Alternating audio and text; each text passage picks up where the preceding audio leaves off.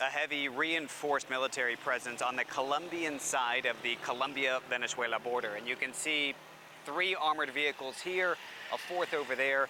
But it's not just military that has set up here on this side of the border, but also we're told humanitarian aid in case anything happens with regards to a rush of individuals coming here into Colombia. Now let me set the stage a bit for you. This is the border crossing where we are, Cucuta, Colombia. On the other side, you enter Venezuela. And you can see on a Sunday morning, traffic is moving rather calmly back and forth. This is pretty typical if you talk to locals. The only difference is the military presence and the press. And you've got many of individuals from media across Latin America who have set up here to get a sense of what could happen next. Now, Cucuta is really an interesting town in that this is a pressure valve, if you will, a real indicator of what could come next. This is a place that really saw a lot of the surge of outward migration from Venezuela in the past decade plus.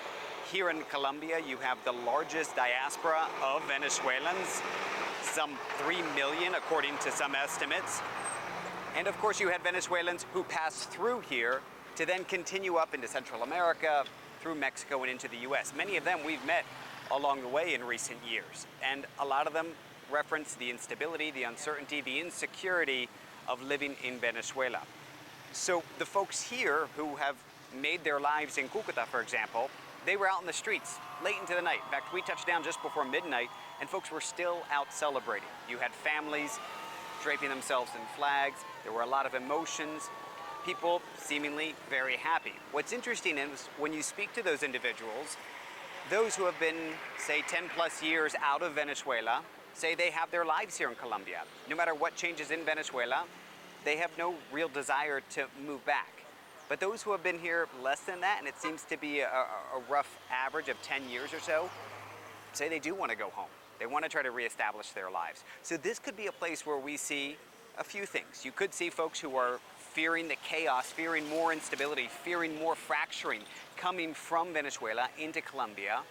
You could also see those who are fearing retaliation because perhaps they're aligned with Maduro.